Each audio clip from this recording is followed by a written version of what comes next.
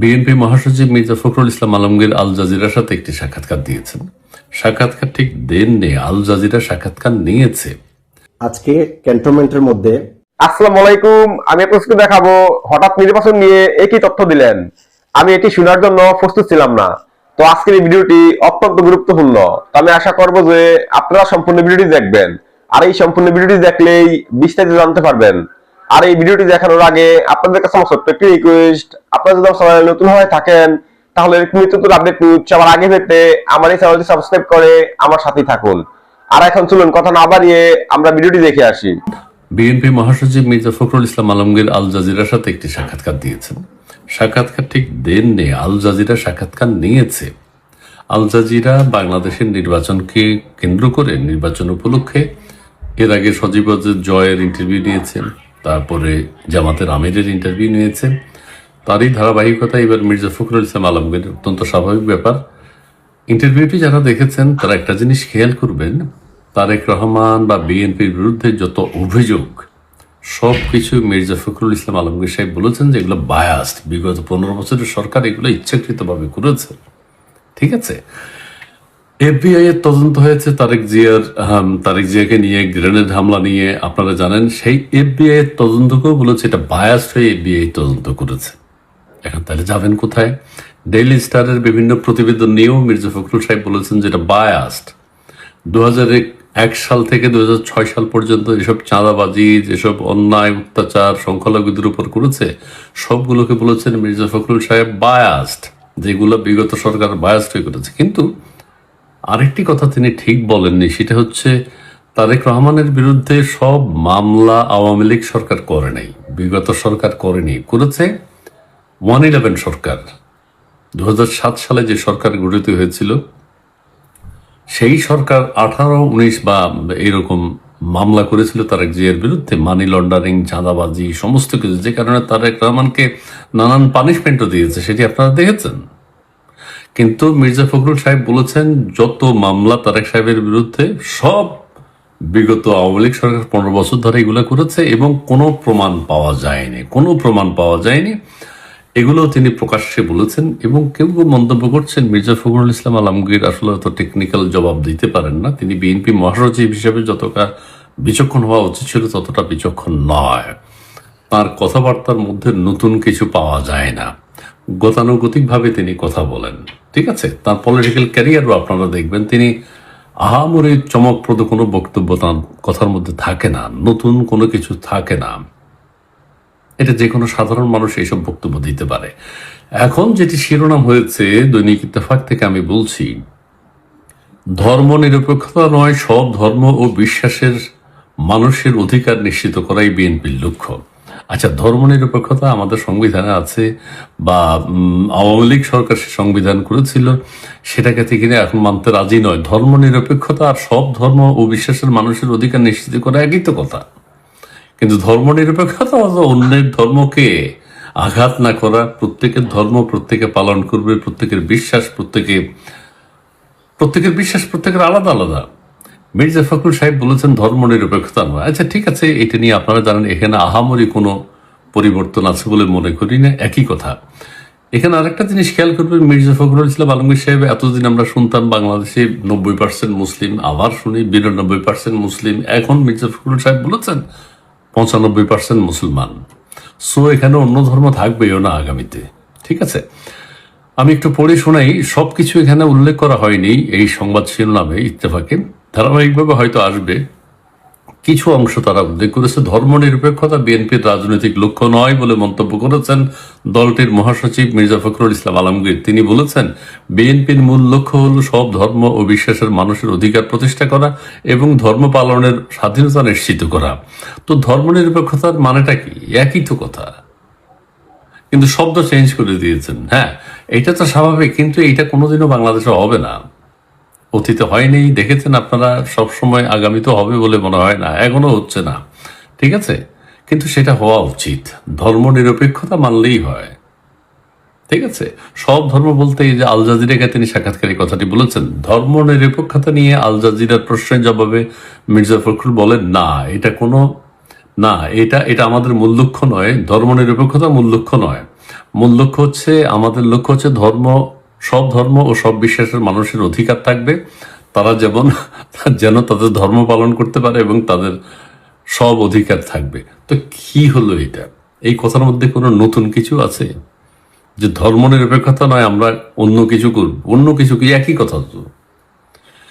বাংলাদেশের জনসংখ্যার প্রায় 95% মুসলমান উল্লেখ করে তিনি বলেন, এই যে এখানে 95% বলে ফেলেছে, বাড়াচ্ছে, আগামী আর 2-4 বছর পরে 100% মুসলিম হয়ে যাবে।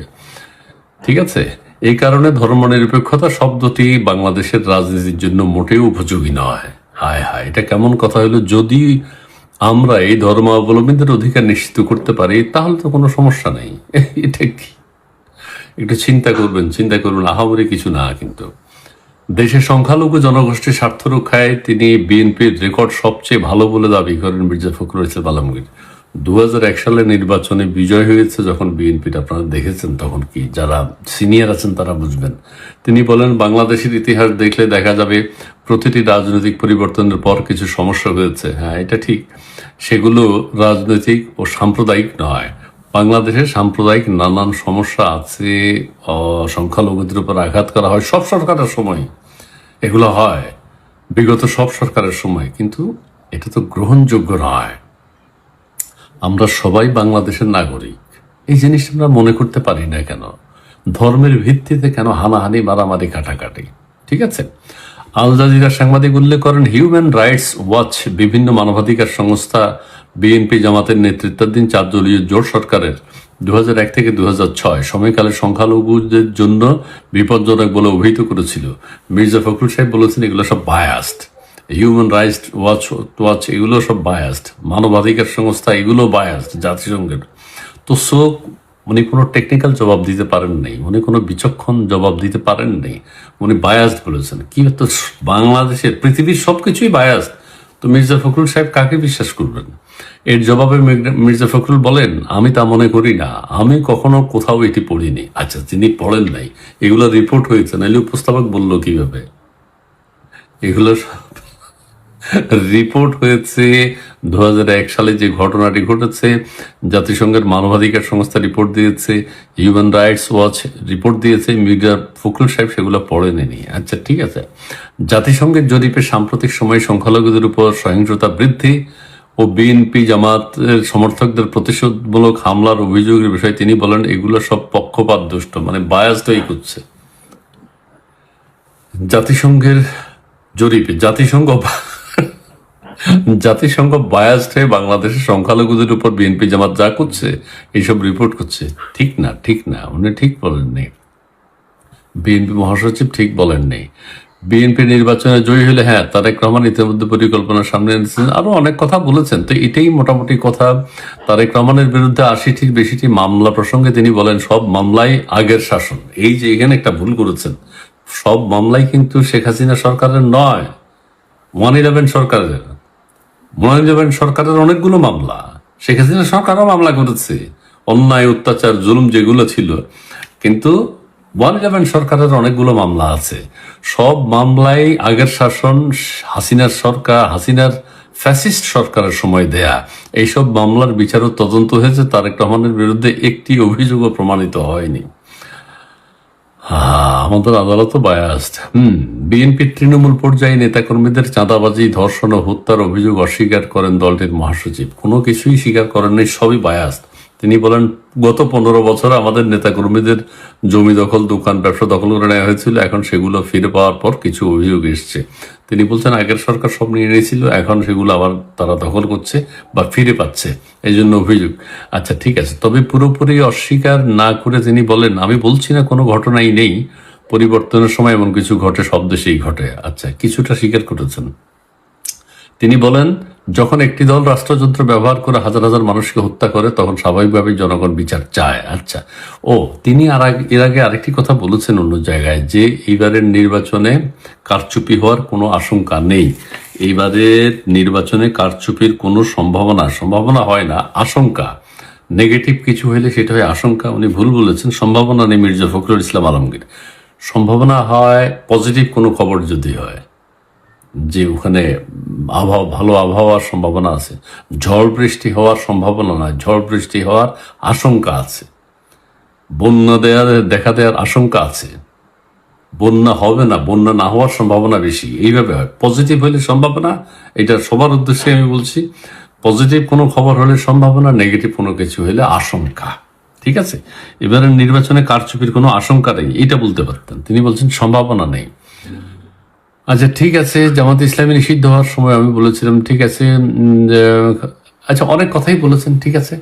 আমি যে কথাটি এখন বলতে চাই, মির্জা ফখরুল ইসলাম আলমগীর সাহেব অত বিচক্ষণ ব্যক্তি নয়। তিনি যা কথা বলেন অত্যন্ত সাধারণ মানের কথা। আপনারা একটু খেয়াল করে দিবেন, গত বছরগুলোতে উনি যতদিন বিএনপি মহাসচিব ছিলেন, আহামরি দেশের পক্ষে, দলের পক্ষে দেশের পক্ষে দরকার নাই, ব্রিলিয়েন্টলি যে কিছু কথা বলবেন, নতুন কিছু কথা যে বলবেন, সেরকম কোনো বক্তব্য নেই। আল জাজিরা তিনি যে সাক্ষাৎকারটি দিয়েছেন, সব কিছু দেখবেন। প্রশ্ন কমপ্লিট করতে পারেনি উপস্থাপক, তার ভিতরে ঢুকে গেছে। হ্যাঁ, উপস্থাপক প্রশ্ন কমপ্লিট করুক, আপনি বলেন, আপনার প্রশ্ন কমপ্লিট হলে উপস্থাপক বলবে, কিন্তু সেই সৌজন্যতা আমরা দেখি নাই। আর মহাসচিব যে কথাগুলো বলেছেন, সব বিগত সরকারের আমলের মামলা নয় তারেক রহমানের বিরুদ্ধে। 2001 থেকে 2006 পর্যন্ত এই দেশের মানুষ দেখেছে চাঁদাবাজি। প্রথম আলো ডেইলি স্টার খুললেই আপনারা পাবেন। প্রথম আলো ডেইলি স্টার এখন সেগুলো হাইড করছে, এখন তারা তারেক রহমান সাহেবের গুণগান করছেন, ঠিক আছে। ডেইলি স্টার, প্রথম আলো চাঁদাবাজির যে দৃষ্টান্ত আমরা দেখেছি, এবং বাংলাদেশ দুর্নীতিতে 4 বার চ্যাম্পিয়ন হয়েছিল তখন, আর 4 বার বা 5 বার, তখন কিন্তু জামাতও বিএনপির সাথে ছিল, জামাতের মন্ত্রীও ছিল বেশ কয়েকজন। আবার আমিরে জামাত এখন সেগুলো ভুলে গেছেন। তিনি বলছেন বিএনপি 2001 থেকে 6 পর্যন্ত অনেক কারচুপি করেছে, অনেক অন্যায় করেছে, কিন্তু তারাও তো সেই অন্যায় অত্যাচারের সাথে জড়িত ছিল, সেটি আমিরে জামাত ভুলে গেছেন।